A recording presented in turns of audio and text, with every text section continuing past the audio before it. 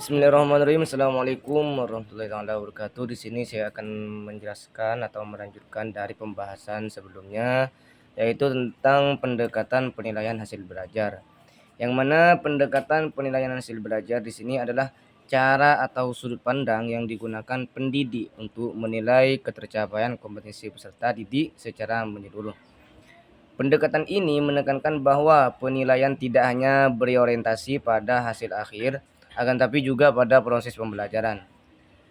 Di sini ada 5 pendekatan, yaitu yang pertama pendekatan penilaian acuan patokan atau yang disebut PAP. Penilaian dilakukan dengan membandingkan hasil belajar peserta didik terhadap kriteria atau standar kompetensi yang telah ditetapkan sebelumnya. Pendekatan ini menekankan penguasaan kompetensi dan digunakan untuk mengetahui tingkat pencapaian tujuan pembelajaran. Yang kedua yaitu pendekatan penilaian acuan norma atau yang disebut PAN. Penilaian dilakukan dengan membandingkan hasil belajar peserta didik dengan hasil belajar kelompoknya. Pendekatan ini bertujuan untuk mengetahui posisi atau peringkat peserta didik dalam kelompok.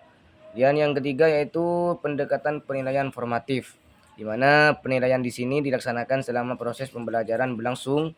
Tujuannya untuk memantau kemajuan belajar, memberikan umpan balik dan memperbaiki proses pembelajaran. Dan yang keempat yaitu pendekatan penilaian sumatif, di mana penilaian ini dilakukan pada akhir satuan pembelajaran atau yang disebut akhir semester atau akhir program. Di sini untuk menentukan hasil akhir dan tingkat keberhasilan peserta didik. Dan yang kelima atau yang terakhir yaitu untuk pendekatannya yaitu pendekatan penilaian autentik, yang mana penilaian yang menilai kemampuan peserta didik melalui tugas-tugas nyata yang mencerminkan situasi kehidupan sehari-hari.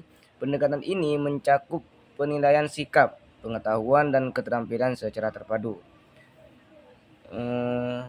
Mungkin cuma itu yang bisa saya sampaikan, kurang lebihnya mohon maaf. Wassalamualaikum warahmatullahi wabarakatuh.